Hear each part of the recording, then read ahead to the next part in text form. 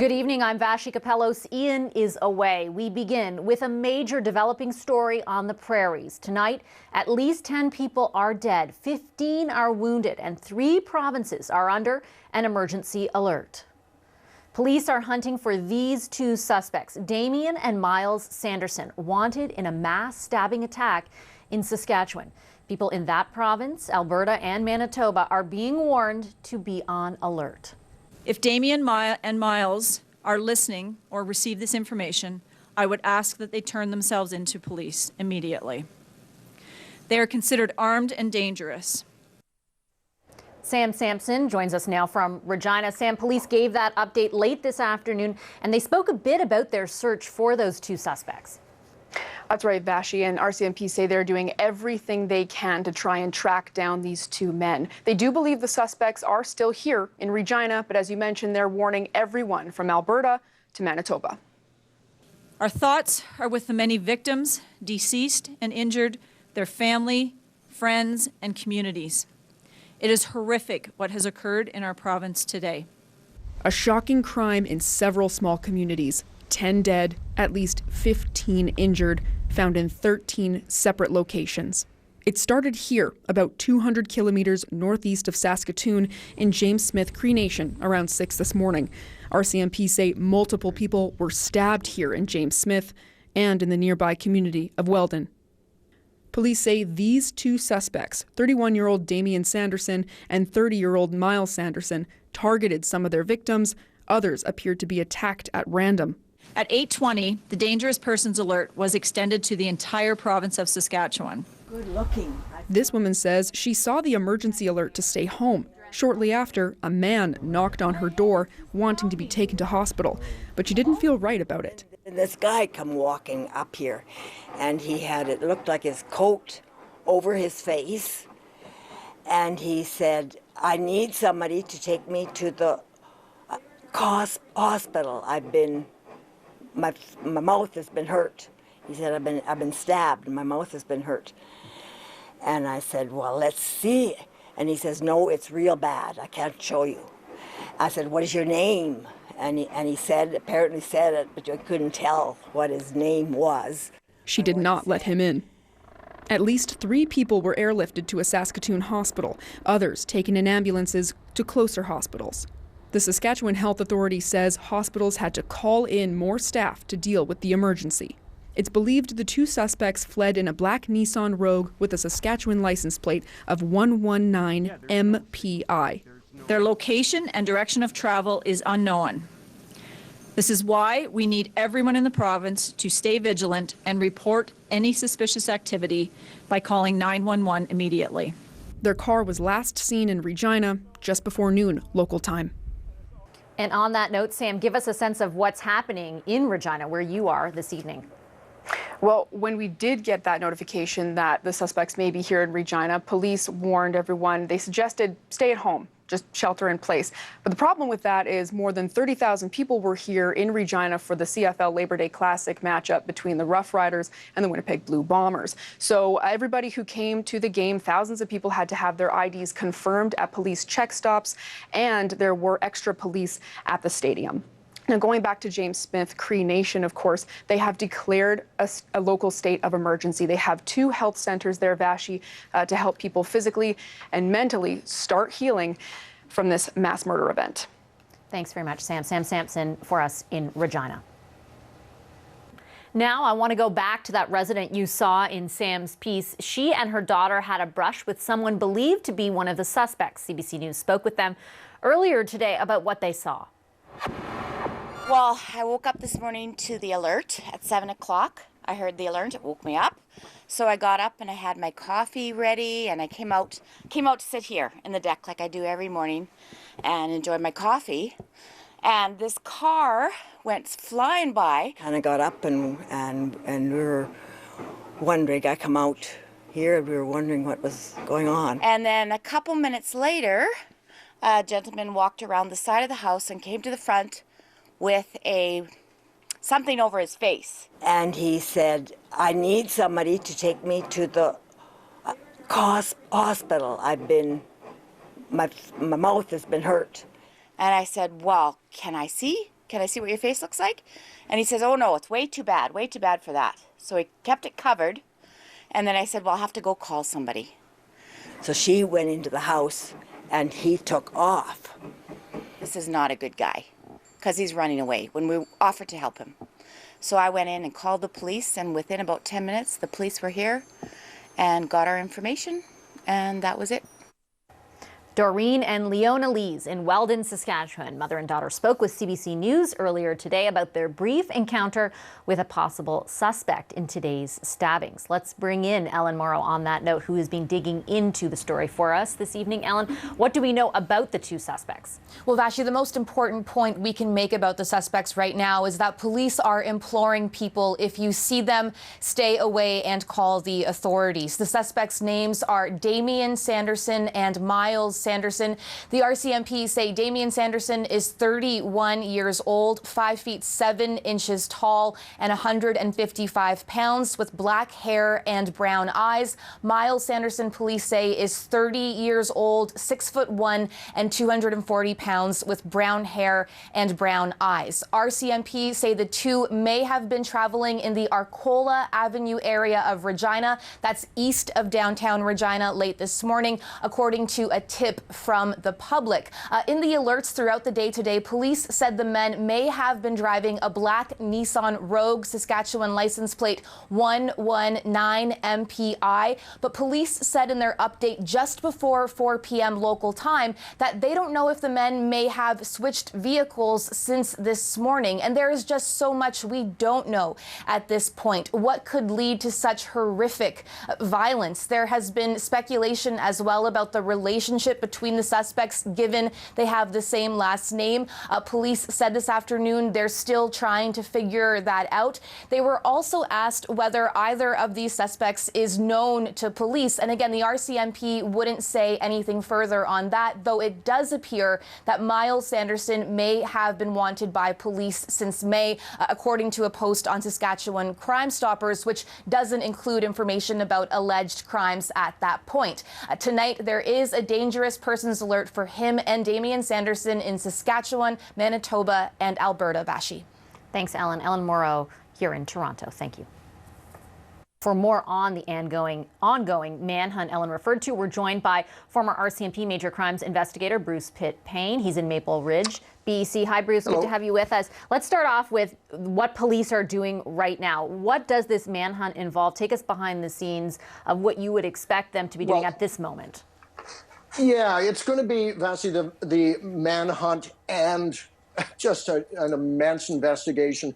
The manhunt right now will involve roadblock setup, checkpoints. They will be looking on social media. They will be doing financial checks, anything and everything to find intelligence that could lead them to these two persons. And it's going to be a long, busy night for everybody involved. And I guarantee they're not sparing any person power for that. On top of that, they're processing the scenes as well. They have to have, which I'm sure they have at this point, but the reasonable grounds to even arrest them should they find them, which means they can't just look for them and process the scenes later. They have to happen in concert. 13 crime scenes, 10 autopsies, at least 15 witness interviews from the surviving injured persons. That's just the tip of the iceberg. They are going to be going nonstop and probably be getting help from outside RCMP divisions as well. Bruce, what does 13 different crime scenes mean from your perspective? What does it tell us about the nature of this crime? It, very much like in Nova Scotia, it was moving, it was rapid, and each crime scene has to be processed separately. You can't just sort of send a bunch of RCMP members in to look at them. They have to worry about cross-contamination accidentally. Everything, regardless of how fast this is unfolding, has to be done perfectly. So it's a matter probably of manpower, person power, sorry, I should use that expression, more so than expertise, and that's where I'm sure they're going to be sharing with other divisions. And just quickly before I let you go, let's talk about public safety for a second, because police, their instinct is that the suspects could still be in Regina, though the alert has been extended to other provinces. They spoke about that a little bit earlier. How worried should people near Regina, in Regina, be for their safety this evening? Well, I still haven't heard an assessment of the credibility or reliability of the Regina sighting. They're going to, as I think the chief of police said for Regina, they're going to act on it as if it were 100% real, and that's absolutely fair enough. But they might not be in Regina. They might be somewhere else, and that's not to have people panic. But anybody within that area, including now the adjacent provinces of Manitoba and Alberta, should be vigilant.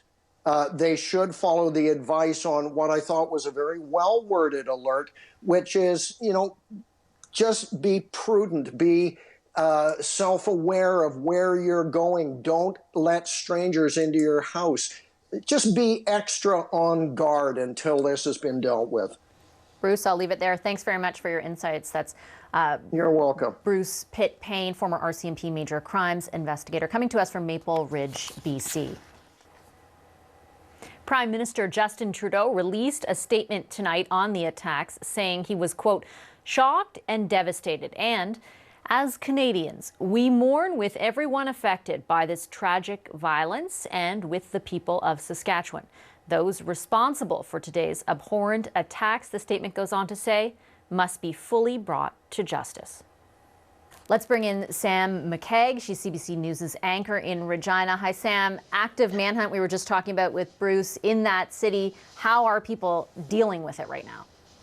Vashi, I think there is a real appetite for information. I'd say there's a heightened intensity around the city and around the province. And that's because as we speak, more than 33,000 people are currently filing out of Mosaic Stadium in Regina as the Labor Day Classic has concluded between the Saskatchewan Roughriders and the Winnipeg Blue Bombers. And before people went into that stadium earlier today, they received a public safety alert telling them about the dangerous persons potentially being in Regina and that they should shelter in place. Also, a number of those people who traveled down Saskatchewan highways to come to that football game were stopped on the highway at checkpoints and asked to prove who they were. Checkpoints on Labor Day weekend are not uncommon in Saskatchewan. They help stop impaired drivers. But asking who you are to prove your identity, that is different. And police are saying, be alert. Exercise vigilance. We heard Bruce echo that. Have the police given any indication of what exactly people should be watching for? There are a lot of rumors swirling right now, particularly on social media, but police are saying this is a case of if you see something, say something and call 911. Regina Police Chief Evan Bray says someone knows where these two suspects are and they need to speak up. And also, they have a lot of help from other provincial agencies and from Manitoba and Alberta as well. And at this point, police told us that Alberta and Manitoba police have not given them any indication that the suspects have entered into other provinces. And so they are still treating it like those suspects are in Regina. But at this point, police are doing everything they can in the city and otherwise to do what they can to find Sanderson and Sanderson. Okay, thanks, Sam. Sam McKeag for us in Regina. And we are going to continue to track this developing story throughout the evening. We'll have more out of Saskatchewan and on the police response a little later in the show. Welcome back as we track that major developing story tonight in Saskatchewan. Police are searching for 2 suspects after 10 people were killed and at least 15 others injured in a mass stabbing spree. The 2 men police are searching for, right there on your screen, have been identified as Damien and Miles Sanderson, both in their early 30s. Police are warning people in Alberta, Saskatchewan, and Manitoba to be on alert. Sam Sampson is with us now from Regina. Sam, walk us through where the investigation is at right now. Okay, so police do believe that the suspects are still here in Regina. Their last sighting was around noon local time. Since then, we haven't had any new reports of where their vehicle may be or where they are. But because of that latest, or rather last sighting, police are working on the idea that they are still here in Regina. Now, police did say that because they have a vehicle, that's why they expanded the alert, that dangerous persons alert, to Manitoba and Alberta. That vehicle in question, it's a black Nissan Rogue with a Saskatchewan license plate 119 MPI. Now, for us in Saskatchewan, we have been getting emergency alerts about this all day. Started around 6 a.m. STARS ambulance was dispatched to James Smith Cree Nation, which is about 3 hours north of Regina. They had 3 crews eventually go out, including one with a doctor to help triage. Triage patients, rather, because there were just so many people there. They airlifted people. They sent people to local hospitals as well. RCMP say if there's any critical information overnight, they will put out more of those phone emergency alerts. If not, they will hold a news conference tomorrow at 10:30. And what can you tell us about the victims? Not a lot of information, I know, but what are police saying? Not a lot. We have some numbers, though. 10 people are dead. 15 people are in hospital, and police say they believe more people may even have been injured, but they took themselves to hospital. So they ask if that's you, then please talk to RCMP. Now, James Smith Cree Nation has declared a local state of emergency until the end of the month. They have 2 healthcare centers open for people there to help start physically and mentally healing from this mass murder event. Vashi. Thanks for the update, Sam. Sam Sampson in Regina. For more on the ongoing manhunt, let's bring in former RCMP Major Crimes Investigator Bruce Pitt-Payne. He's in Maple Ridge, BC. Bruce, this has been going on, as Sam pointed out, since very early this morning. Police offered that update in the afternoon. What do you expect they're doing right now? And how difficult is the task ahead of them, just given the sort of geographic size of Saskatchewan? It's an extremely difficult task because they can't predict where they're going to go. So strategically, it's all about organization. It's about knowing your roads, knowing where they might go, but also there will be intelligence coming in. Who might these 2 suspects know as well that might lead them to go somewhere to hide out, or if they have a favorite place, who knows? So there's going to be a lot of that going on. It's going to be a very, very busy night for all the police in the 3 provinces that are involved, mainly Saskatchewan and then the adjacent provinces. They're not going to be able to let their guard down for a second, and it means rotating shifts in. It's going to be labor intensive, very labor intensive. And again, that's not even counting the group that's doing the investigation, and that will be huge. Yeah, if you were sort of taking part in this, how worried would you be about A, the fact that they have a car, which police have talked about, and B, like I pointed out, this started very early this morning, so they've had some time. As a police officer, I would be more worried about the unknowns, such as would they be in a new vehicle?